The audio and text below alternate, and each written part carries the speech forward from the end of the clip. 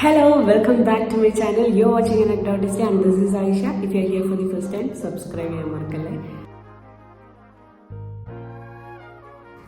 അപ്പോൾ ഇന്ന് ഞാനൊരു ബുക്ക് റിവ്യൂ വീഡിയോ ആയിട്ടാണ് വന്നിരിക്കുന്നത്. ഞാൻ ഫെബ്രുവരിയിൽ ഫസ്റ്റ് വായിച്ചത്, ജനുവരി ലാസ്റ്റ് തുടങ്ങിയതാണ്. ഫെബ്രുവരിയിൽ വായിച്ചു തീർത്ത പുസ്തകമാണ് കറുത്തച്ഛൻ എന്ന് പറയുന്നത്.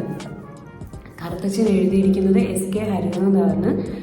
സൗണ്ട് ചെയ്യാണ്ടിരിക്കും, ചെറിയ പനിയൊക്കെയാണ്. So I hope it won't sound weird.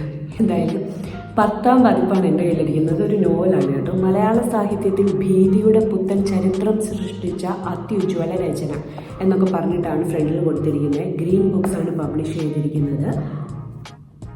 Cover image by GCK Potti. 310 രൂപയാണ് ഇതിൻ്റെ വില. അജ്ഞാതമായ താഴ്വരകളിൽ നിങ്ങൾക്ക് ആ കാലച്ചുടൽ കേൾക്കാൻ സാധിക്കുന്നുണ്ടോ? ഇരുൾ നീട്ടുന്ന ഭീതി നിങ്ങളുടെ നാഡികളിലെ സ്പന്ദനങ്ങളെ ക്രമപ്പെടുത്തുന്നുണ്ടോ? കറുത്തച്ഛൻ വീട്ടിലൂടെയുള്ള ഏകാന്ത യാത്രയിൽ നിങ്ങൾ ആർക്ക് പിന്നിൽ ഒളിച്ചാലും അയാൾ നിങ്ങളെ നേർക്കുനേർ കാണുമ്പോൾ നിങ്ങളുടെ ശ്വാസം നിലയ്ക്കും. ആത്യന്തികമായി നിങ്ങൾ അന്വേഷിക്കുന്നത് ആരെയാണ്? യുക്തിക്കും ശാസ്ത്രത്തിനും അപ്പുറമുള്ള ആ സാധ്യതയുടെ ചുരുൾക്കെട്ടിലാണോ നിങ്ങൾ അലിയുന്നത്? ആ ദുരൂഹതകൾക്കുത്തരമാണോ കറുത്തച്ഛൻ? മലയാള സാഹിത്യത്തിൽ ഭീതിയെ അക്ഷരങ്ങളിലൂടെ അനുഭവിക്കുന്ന അസാധാരണ രചന. ഫസ്റ്റ് ഓഫ് ഓൾ എനിക്ക് നല്ല ഇഷ്ടപ്പെട്ട ഒരു ബുക്കാണ്. അപ്പം ഞാൻ ആക്ച്വലി ഇങ്ങനെ മിസ്റ്ററീസ് വായിക്കൽ മലയാളത്തിൽ ഭയങ്കര കുറവായിരുന്നു. പക്ഷേ ഈ അടുത്ത് കുറച്ച് അധികം മിസ്റ്ററീസ് ഉള്ള സാധനങ്ങൾ ഞാൻ വാങ്ങിച്ചിട്ടുണ്ട്. അപ്പോൾ അങ്ങനെ എല്ലാവരും നല്ല അഭിപ്രായം. പിന്നെ ഇൻസ്റ്റഗ്രാമിൽ കുറേ റീൽസ്. അപ്പം ഞാൻ ഓർത്തു why not give it a try. അങ്ങനെ വായിച്ചതാണ്. എനിക്ക് ഇഷ്ടപ്പെട്ടു. ഇൻ ദി സെൻസ് നമ്മളെ എഴുത്തുകാരൻ ഭയങ്കരമായിട്ട് പേടിപ്പിക്കാൻ നോക്കുന്നുണ്ട്. ആ ശ്രമം കഥയിലുടനീളം നമുക്ക് കിട്ടുന്നുണ്ട്. പക്ഷെ ഞാൻ അങ്ങനെ പേടിക്കുന്ന ടൈപ്പൊന്നുമല്ല. പക്ഷെ ഇതൊക്കെ വായിച്ച് ഒരുപാട് പേര് പേടിച്ചിട്ടുണ്ടെന്ന് ഞാൻ ഇൻസ്റ്റയിൽ റിവ്യൂസിലും യൂട്യൂബിൽ ഷോർട്സിലൊക്കെ കണ്ടു. സോ അപ്പം ഐ തിങ്ക് എഴുത്തുകാരൻ അദ്ദേഹത്തിൻ്റെ പണി നല്ലപോലെ ചെയ്തിട്ടുണ്ട്. ഈ ഭയങ്കരമായിട്ട് ഒരു ഹൊറർ ആംബിയൻസ് സൃഷ്ടിക്കാൻ ശ്രമിച്ചിട്ടുണ്ട്. എസ്പെഷ്യലി ഞാൻ 2 ദിവസം മുമ്പ് രാത്രിയാണ് വായിച്ചത്. അപ്പം രാത്രി വായിക്കുമ്പോഴാണെങ്കിലും നമുക്ക് എന്തൊക്കെയൊക്കെയോ ഫീല് കിട്ടും. പിന്നെ പെട്ടെന്ന് ഇങ്ങനെ വായിച്ചുകൊണ്ടിരിക്കുന്നതിൻ്റെ ഇടയ്ക്ക് പെട്ടെന്ന് ഫോൺ എടുക്കുമ്പോൾ ഫോൺ വർക്കാവുന്നില്ല, പെട്ടെന്ന് കറണ്ട് പോകുന്നു, ഈ ആരോ അവിടെ നിൽക്കുന്ന പോലെ തോന്നുന്നു. അങ്ങനത്തെ സാധനങ്ങളൊക്കെ പലർക്കും കിട്ടിയിട്ടുണ്ടെന്ന് പറഞ്ഞ് നമ്മുടെ മനസ്സിൻ്റെ തോന്നലാണ്. കാരണം ഇങ്ങനെ ഒരു ഹൊറർ ആംബിയൻസിലൂടെ നമ്മൾ ഇങ്ങനെ പൊയ്ക്കൊണ്ടിരിക്കുമ്പോഴത്തേക്ക് പെട്ടെന്ന് when we take a break from this book, ബാക്കി ഉള്ള ആംബിയൻസ്, നമ്മുടെ ചുറ്റുമുള്ള സറൗണ്ടിങ്സ് പെട്ടെന്ന് നമുക്ക് എന്തോ അത് നമ്മളെ പേടിപ്പെടുത്തുന്ന പോലെ തോന്നും. അപ്പോൾ അങ്ങനെയുള്ള ഒരു സാധനമൊക്കെ അത്യാവശ്യം കിട്ടാനുള്ള രീതിയിൽ ഇതിൻ്റെ അകത്ത് എഴുതി വെച്ചിട്ടുണ്ട്. അപ്പം എസ് കെ ഹരിനാഥ്, തിരുവനന്തപുരം ജില്ലയിലെ വെള്ളായണിയിൽ ജനനം. അച്ഛൻ വി ശക്തിധരൻ നായർ, അമ്മ കലാവതി ഐ. വിദ്യാഭ്യാസം കേരള യൂണിവേഴ്സിറ്റിയിൽ നിന്ന് കൊമേഴ്സിൽ ബിരുദാനന്തര ബിരുദം. ആദ്യ പുസ്തകം പ്രകാശരഹസ്യം കഥാസമാഹാരം. അശ്വത്ഥാമാവ് ഡോക്യുമെൻ്ററി, റെവറി മ്യൂസിക് വീഡിയോ എന്നീ ഹ്രസ്വ ചിത്രങ്ങൾ സംവിധാനം ചെയ്തിട്ടുണ്ട്. എന്തായാലും കൊള്ളാം. സമർപ്പണം അച്ഛനും അമ്മയ്ക്കും. ആമുഖം. ഭയം ഏതൊരു ജീവജാലത്തിൻ്റെയും സ്വാഭാവിക വികാരമാണല്ലോ. പ്രത്യേകിച്ച് ഒരു മനുഷ്യായുസ്സിൽ എന്തെല്ലാം ഭയങ്ങളിലൂടെയാണ് ജീവിതം കടന്നു പോകുന്നത്. അവയിൽ ഭൂരിപക്ഷം സന്ദർഭങ്ങളെയും ജീവിതത്തിൽ നേരിട്ടുകൊണ്ട് ഓരോ മനുഷ്യരും ആ ഭയങ്ങളെ കീഴടക്കുകയോ ഇല്ലാതാക്കുകയോ ചെയ്യുമെങ്കിലും അവയിൽ ചിലത് മാത്രം നിലനിൽക്കും. സാങ്കല്പികവും അജ്ഞാതവുമായ പലതിനോടുമുള്ള ഭയമാണ് എക്കാലവും നിലനിൽക്കുന്നതും മനുഷ്യരെ വിടാതെ പിന്തുടരുന്നതും. അതേതു സമയത്ത് വേണമെങ്കിലും മനുഷ്യ മനസ്സുകളിൽ തലപൊക്കാം. ആത്യന്തികമായി പറഞ്ഞാൽ മരണവും മരണാനന്തരവുമായ കാര്യങ്ങളുമായി കെട്ടിപ്പിണഞ്ഞ് കിടക്കുന്നതാണ് ആ ഭയം. ഭാവനകൾക്ക് അതിസാധ്യതയും സ്വാതന്ത്ര്യവുമുള്ള ഒന്നാണല്ലോ മരണാനന്തര ജീവിതം. അതുകൊണ്ട് തന്നെ ഓരോരുത്തരും അവരവരുടെ സാങ്കല്പിക ശക്തിക്കനുസരിച്ച് അതേപ്പറ്റി ചിന്തിച്ചു കൂട്ടാറുണ്ട്. എന്നു മാത്രമല്ല, പ്രേതങ്ങളും ആത്മാക്കളും ഒക്കെയായി സാങ്കല്പിക രൂപികൾ വിഹരിക്കുന്ന കഥകൾ കേൾക്കാനും ഭയം അനുഭവിക്കാനും ഒരു പരിധിവരെ താല്പര്യപ്പെടുന്നുമുണ്ട്.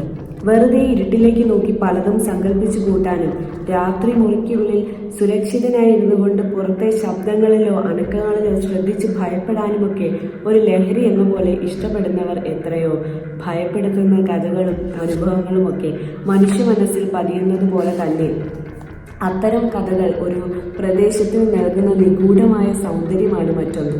വെറുതെ ഒരു വനപ്രദേശത്തേക്കോ കാട് കൂടിയ പറമ്പിലേക്കോ നോക്കി നിൽക്കുമ്പോൾ ഏതെങ്കിലും ഒരാൾ ഒരു ഭീതിതമായ കഥയോ അനുഭവമോ പങ്കുവെച്ചുകൊണ്ട് ആ പ്രദേശത്തെ അതിൽ കൂട്ടിക്കെട്ടിയാൽ അതുവരെയുള്ള കാഴ്ചയിൽ നിന്ന് വ്യത്യസ്തമായ ആ സ്ഥലത്തിനൊരു നിഗൂഢമായ സൗന്ദര്യം അനുഭവപ്പെടുന്നതായി തോന്നും. അതുവരെയുള്ള കാഴ്ചയിൽ അനുഭവപ്പെടാതിരുന്നതും ഭയത്തിന് മാത്രം സൃഷ്ടിക്കാൻ കഴിയുന്നതുമായ ദുരൂഹമായ സൗന്ദര്യം, ആ സൗന്ദര്യവും മനുഷ്യർക്ക് ഇഷ്ടമാണ്. അപ്പോൾ അങ്ങനെയൊക്കെ പറഞ്ഞിട്ട് കുറച്ചധികം ഉണ്ട്. സോ അത് മുഴുവൻ ഞാൻ വായിക്കുന്നില്ല.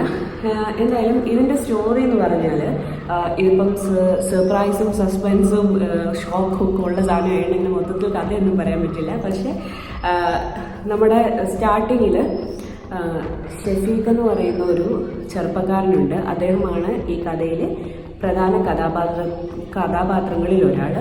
അപ്പം ഷെഫീഖിനൊരു ന്യൂസ് കിട്ടാണ് അയറിൻ എന്ന് പറയുന്ന ഒരു കുട്ടി മരിച്ചു. അയറിൻ ഷെഫീഖിൻ്റെ ആരൊക്കെയോ ആയിരുന്നു എന്ന് പിന്നീട് നമുക്ക് മനസ്സിലാവും. അയറിനെ കല്യാണം കഴിക്കണമെന്ന് ഷെഫീഖിന് ആഗ്രഹമുണ്ടായിരുന്നു. ഞാൻ സ്പോയിലർ അല്ല കേട്ടോ പറയുന്നത്, ഇത് തുടക്കത്തിൽ തന്നെയുള്ള സാധനങ്ങളാണ്. അപ്പം അയറിൻ്റെ മരണം ആണ് ഇതിലെ ചർച്ചാ വിഷയം ആക്ച്വലി. അപ്പം ഷെഫീഖിന് അയറിനെ കല്യാണം കഴിക്കണമെന്നുണ്ടായിരുന്നു. He was in love with. പക്ഷേ ഷീ വാസ് ലൈക്ക് ഇഷ്ടമായിരുന്നുവെങ്കിലും വേറെ എന്തൊക്കെ കാര്യങ്ങൾ ഈ ലോകത്ത് നമുക്ക് ചെയ്യാനുണ്ട്, വല്ല ഉപകാരമുള്ള വല്ലതും ചെയ്യും ഷെഫീഖ്. ആ ഒരു ആറ്റിറ്റ്യൂഡില്ലേ, ഭയങ്കര ബോൾഡായിട്ടുള്ള എല്ലാം ചെയ്തു നോക്കണമെന്ന് ഭയങ്കര ക്യൂരിയോസിറ്റി ഉള്ള ഒരു ക്യാരക്ടർ. അപ്പം അയറിന് അമ്മ മാത്രമേ ഉള്ളൂ. അയറിൻ്റെ അമ്മ പറയുന്നത് അയറിനൊരു വീട് സ്വന്തമായിട്ടെടുത്ത് അവിടെ പോയി താമസിക്കുകയായിരുന്നു എഴുതണം എന്നൊക്കെ പറഞ്ഞിട്ട്. ഒരു പ്രാന്തൻ കഥാപാത്രം ഇല്ലേ, അങ്ങനൊരു സാധനമാണ് അയറിൻ എന്ന് പറയുന്നത്. ഭയങ്കര ക്യൂരിയോസിറ്റി ഉള്ള ഭയങ്കര ഇൻട്രസ്റ്റിംഗ് ആയിട്ടുള്ള ഒരു ക്യാരക്ടർ. ബാക്കിയുള്ളവർക്കൊക്കെ പ്രാന്താന്ന് പറയുന്ന ടൈപ്പ് ക്യാരക്ടർ ഇല്ലേ, അങ്ങനെ ഒരു ക്യാരക്ടറാണ് അയറിൻ്റെ. അപ്പം അയറിൻ്റെ അമ്മ അങ്ങനെ ഷെഫീഖിനോട് പറയാം. അപ്പം Shafeeq is investigating. Irene suicide ചെയ്തു എന്നാണ് പുറത്തുള്ളവർ അറിയുന്നത്. അങ്ങനെ പോലീസ് ആ ഒരു കേസും ക്ലോസ് ചെയ്തു. അപ്പോൾ Shefeekh wants to know what really happen to Har.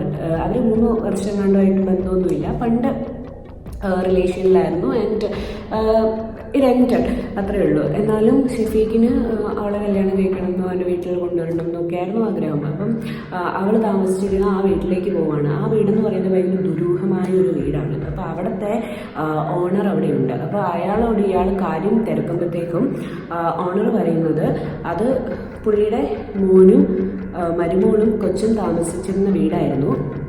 പക്ഷെ അവർ ഒരു സാഹചര്യത്തിൽ മരണപ്പെടുന്നു. ആൻഡ് ആ വീട്ടിൽ പ്രേതങ്ങൾ അലിഞ്ഞു തിരിഞ്ഞ് നടപ്പുണ്ട് എന്നാണ് എല്ലാവരും പറയുന്നത്. ഭയങ്കര ബഹളം കേൾക്കുന്നു എന്നൊക്കെ. അപ്പം എൻ്റെ മക്കൾ ഇങ്ങനെ ശാന്തി കിട്ടാതെ അലിഞ്ഞു നടക്കുന്നു എന്ന് പറയുന്നത് ഭയങ്കര സങ്കടകരമായ കാര്യമാണെന്നൊക്കെ പറഞ്ഞ് അദ്ദേഹത്തിൻ്റെ കഥ ഷെഫീഖിനോട് പറയുമ്പം ഇങ്ങനെ അത് ഭയങ്കര ക്യൂരിയസ് ആയിട്ട് അയറിനോട് പറയുമ്പോൾ അത് ക്യൂരിയസ് ആയിട്ട്, അല്ലെങ്കിൽ അവിടെ പ്രേതമില്ലെന്ന് തെളിയിക്കാൻ വേണ്ടിയാണ് അയറിൻ കച്ച കെട്ടി ഇറങ്ങിയിരിക്കുന്നത്. അപ്പോൾ അങ്ങനെയുള്ള ഒരു വീട്ടിൽ താമസിച്ച് അവിടെ ഒരു തേങ്ങയും ഇല്ല എന്ന് പ്രൂവ് ചെയ്യുന്നതായിരുന്നു അയറിൻ്റെ ഉദ്ദേശ ലക്ഷ്യം എന്ന് പറയുന്നത്. അങ്ങനെ അയറിൻ ആ വീട്ടിൽ താമസിക്കുന്നു കുറേ കാലമായിട്ട്. അവിടെ എഴുതാൻ വേണ്ടി ആ വീട് എടുക്കുന്നു എന്നാണ് അദ്ദേഹത്തോട് പറഞ്ഞത്. അപ്പോൾ അയറിന് യാതൊരു പ്രശ്നമില്ലാതെ പോയിക്കൊണ്ടിരിക്കുകയായിരുന്നു. ആൻഡ് അവിടെ വീട്ടിൻ്റെ അടുത്തൊരു ഷെഡ് പോലെ ചെറിയൊരു മുറിയൊക്കെയുള്ള ഒരു സാധനം കെട്ടിയാണ് അതിൻ്റെ ഓണർ താമസിക്കുന്നത്. പുള്ളിക്ക് അതിൻ്റെ ആവശ്യമുള്ളൂ, അത്രയേ ഉള്ളൂ, കാരണം ഒന്ന് കിടന്നാൽ മതി. അപ്പോൾ അങ്ങനെ ഈ വീട് വാടകയ്ക്ക് കൊടുത്തിരിക്കുകയാണ്. അപ്പോൾ അവിടെ ആ വീട്ടിലിരുന്നാണ് അയറിൻ തൻ്റെ പ്രേതാന്വേഷണ പരീക്ഷണങ്ങളൊക്കെ ചെയ്യുന്നത്. പ്രേതമില്ല എന്ന് തെളിയിക്കണം, അതാണ് അയറിൻ്റെ ഉദ്ദേശം. അയറിൻ ഒരു എത്തീസ്റ്റാണ്, ഒന്നിലും വിശ്വാസമില്ല. അപ്പം അങ്ങനെയുള്ള കുറേ വാട്സപ്പ് ഗ്രൂപ്പുകളിലൊക്കെ ഉണ്ടായിരുന്നു. ഒരുപാട് സൗഹൃദങ്ങളുണ്ട്, അങ്ങനെയുള്ള പല ഡിബേറ്റുകളിലും അയറിൻ പോവാറുണ്ട്. Irene is an allrounder actually. പക്ഷേ ഇങ്ങനെ കുറച്ച് വാശിയും അല്ലെങ്കിൽ കുറച്ചിങ്ങനെ ഇതൊക്കെ തെളിയിക്കണം എന്നൊക്കെ ഉള്ള ഒരു ഭയങ്കര എന്താണ് എടുത്തുചാട്ടം ഒക്കെയുള്ള ഒരു ടൈപ്പാണ്. അപ്പം എത്ര ആര് പറഞ്ഞാലും കേൾക്കില്ല, ആരും അവളുടെ ലൈഫിൽ ഇൻ്റർഫിയർ ചെയ്യുന്നത് അവൾക്ക് ഇഷ്ടമല്ല. She is that kind of A person. അങ്ങനെ പല ഇങ്ങനെ സ്ഥലങ്ങളും ഇവൾ കണ്ടെത്തി. അവിടെ ഒന്നും പ്രേതമില്ല എന്ന് തെളിയിച്ചുകൊണ്ടിരിക്കുകയാണ് ഈ കുട്ടി. അപ്പോൾ ആദ്യമായിട്ട് പോകുന്നത് most haunted place in Trivandrum എന്ന് പറഞ്ഞ് ഗൂഗിൾ ചെയ്ത് നോക്കുമ്പോൾ കിട്ടുന്ന GB25 ബംഗ്ലാവ് ബോണക്കാട് സ്ഥിതി ചെയ്യുന്ന ഈ സ്ഥലത്തേക്കാണ് അവിടെ പോകുന്നത്. അപ്പോൾ അവിടെ ഏതോ പണ്ടത്തെ സായിപ്പിൻ്റെ ഫാമിലീൻ്റെ പ്രേതമൊക്കെ ഉണ്ടെന്ന് പറയും. പക്ഷേ she survive that very well. അവിടെ പോയി താമസിച്ച് ഒരു കുഴപ്പമില്ലാതെ വരും. അവിടെ പോയവർ തിരിച്ചു വരില്ലെന്നോ എന്തൊക്കെയോ കഥകൾ പറയുന്നുണ്ട്. അപ്പം അയാൾ പറയുന്നു പല നല്ല നല്ല സ്ഥലങ്ങളും ഇങ്ങനെ ആളുകൾ കെട്ടുകഥകൾ ഉണ്ടാക്കി നശിപ്പിക്കുകയാണ്, അത് മാറ്റണം എന്നുള്ള രീതിയിലാണ് അയാൾ ഇറങ്ങി തിരിച്ചേക്കുന്നത്.